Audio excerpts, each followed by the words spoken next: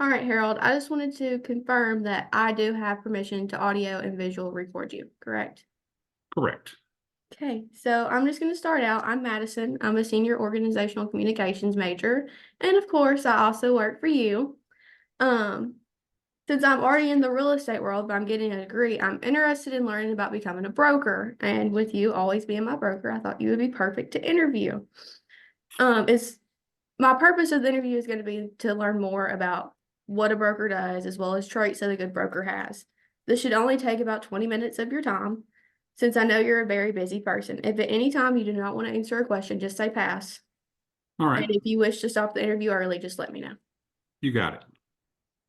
All right, so what are some skills or traits you see that an agent has that would make a great broker? Uh, they have to be able to listen. That's probably the that's probably the first primary quality because a broker has responsibility for their agents.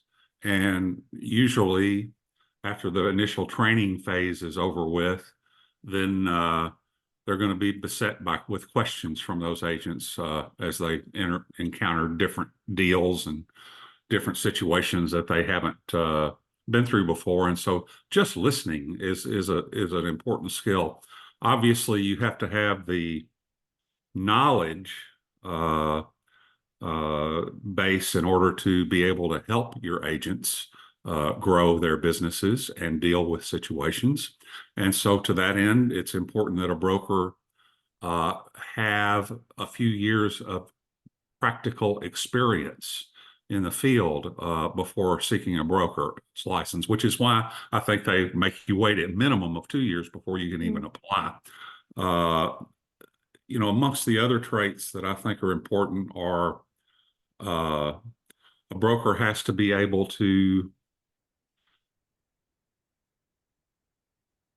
have a high degree of discernment so that they can figure things out. They have to uh, be really good people persons because part of their job is recruiting.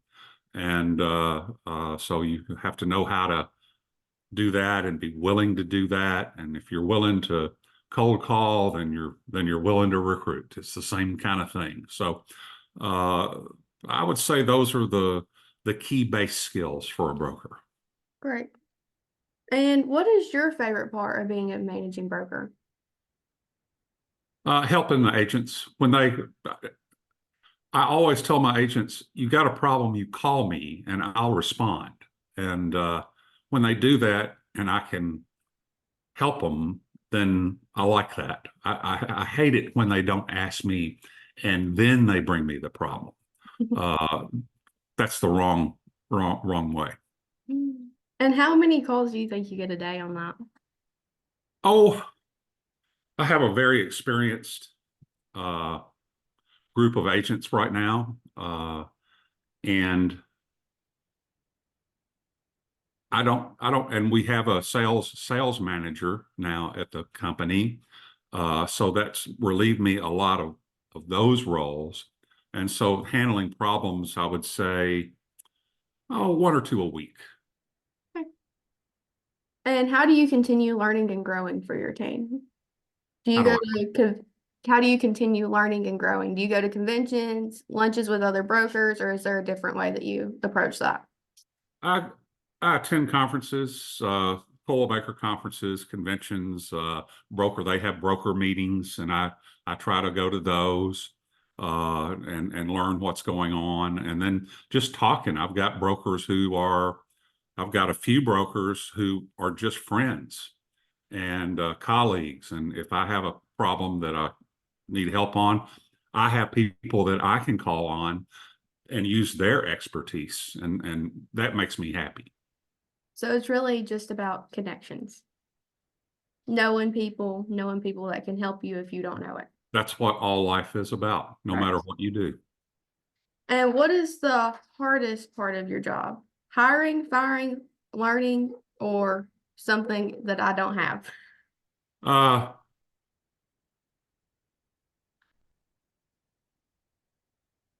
well, firing is the hardest part of the job. And I went to a class a long, long, long time ago. And it's one of those things that certain things will stick with you and your whole life. And the instructor said, there's only one way to fire somebody. You call them in and you ask them to have a seat. And as they are sitting down, you say, you're fired. And then you can have the conversation. You just get it over with, because what happens is you fiddle around, you hum and haw, and they know what's coming when they walk in the first place, and then they'll talk you out of it. And so just get it over with, and then have the exit conversation and make it positive. Once I do that, I try to make it positive. I try to say, we're all trying to find the best fit, and this hasn't been a good fit for you. And maybe it's the business that's not a good fit. Maybe it's this company that's not a good fit. Maybe it's me that's not a good fit. And I need you to find your best fit. And how often do you think you've had to do that? Oh, I've been very blessed or very lazy. I don't know which it is, but probably 15 or 20 times in my career, something like that. That's not too bad. No, that's not bad at all. We've For been through, when I think of how many agents have been connected with our company at one time or another, I mean, it is easily 100 or more. All right, if you could give one piece of advice to someone wanting to be a broker, what would it be? In this real estate world, my advice would be different than my advice of 30 years ago. Uh, if somebody wants to run a real estate business, then I think it would be really important for them to expose themselves to a large real estate company. So that, because the days of a small real estate company are waning. It's going to be more and more important to work within a larger organization and be a broker and not worry about being an owner. So I would say that the old model would be, I'm going to be a broker so I can start my own business, and then I'll build it up from there. And certainly that's still a model that you can consider. But given the changes in our business and what I think is coming, I think being a part of a larger organization, honing those managerial skills, seeing how all the parts work, the parts that even I don't have experience in now, would be very important for a young person that's seeking that side of the career in real estate. Okay, and last question, and I'm throwing this one in. What is your outlook on the new NAR stuff that we could be going through? Well, From a broker standpoint, how do you look at it? I've been thinking about this just over the last few days, and I can say that on the front end, I don't think it's going to make a huge difference. I think certainly the old rule, the person who has the listings rules the roost, is going to be even more important than ever before. To be that listing agent, you're going to be in control. To be that buying agent, you're going to be out of control. That certainly is going to happen. But they're going to train us up, and they're going to essentially say, we're going to have a contract with every buyer. We're going to have a contingency with that buyer where they may have to pay part of our commission, part of your commission, or all of your commission, and then that just gets added to the price. Now, in the end, there's not much difference. Right. Even now, weak agents have long leaned on cutting their price to get the business. That's been with us for quite a long time. And your weaker agents will do that. Your agents who really bring talent to the table, your strong selling agents, they'll know how to get paid. Uh, you know,